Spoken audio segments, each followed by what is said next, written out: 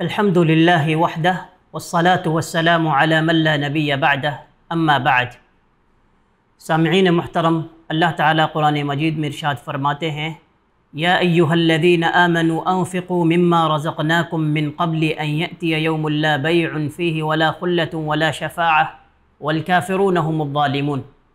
اے ایمان والو، جو رزق ہم نے تمہیں عطا کیا ہے اس میں سے خرچ کرو اس دن سے پہلے کہ جس دن نہ کوئی تجارت ہوگی اور نہ ہی کوئی دوستی کام آئے گی اور نہ ہی کسی کی سفارش چلے گی۔ صدقہ یہ انتہائی عظیم عمل ہے۔ جب انسان صدقہ کرتا ہے تو اس صدقے کے نتیجے میں کیا ثمرات اور فوائد اسے حاصل ہوتے ہیں، آئیے اس مجلس میں جانیں گے۔ صدقے کا سب سے پہلا فائدہ کہ جب انسان صدقہ کرتا ہے تو اللہ رب العزت اس صدقے کے بدلے میں اس کے گناہوں کو معاف کر دیتے ہیں۔ رسول اکرم صلی اللہ علیہ وسلم نے ارشاد فرمایا، الصوم جنہ، روزہ ڈھال ہے، والصدقۃ تطفئ الخطیئۃ کما یطفئ الماء النار، کہ صدقہ گناہوں کو اس طرح ختم کر دیتا ہے جس طرح پانی آگ کو ختم کر دیتی ہے۔ صدقے کا دوسرا فائدہ کہ جب انسان صدقہ کرتا ہے تو اللہ رب العزت اس کے اس صدقے کی دیکھ بھال کرتے ہیں۔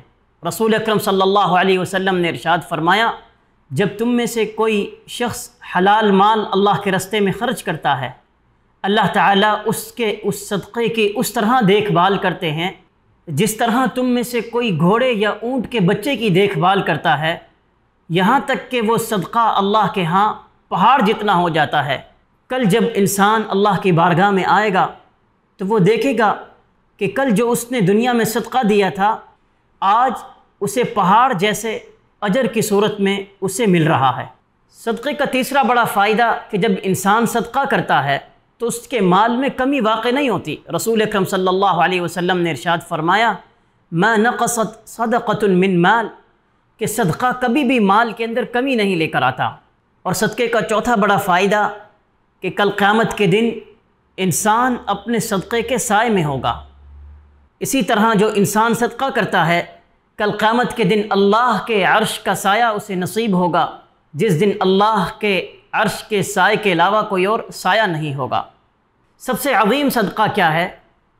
سب سے عظیم صدقہ صدقہ جاریہ ہے۔